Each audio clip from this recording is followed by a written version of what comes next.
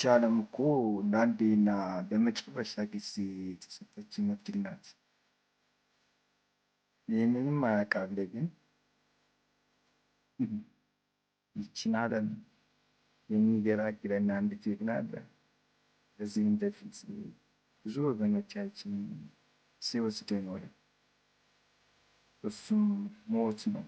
ሞት አንድ ቀን መጥቶ ይመጣለት ማግኘት የለ፣ ቤተሰቦቼን የለ፣ ወገኔን ሀገሬን የለ፣ የጀመርኩትን ስራ ልጨርስ የለ፣ በማይክሮ ሰከንድ ይህችን ዓለም ያስረካናል። ታዲያ ለዚህ ሁሉ መድኃኒቱ ምንድን ነው ካላችሁ፣ በጎ ተግባራትን ብቻ ነው። ሌላ ምን አማራጭ አለ? በቃ ሞት ላይ ቀር በጎ ተግባራትን በመስራት ማለፍ። ይህ ብቻ ነው አማራጩ።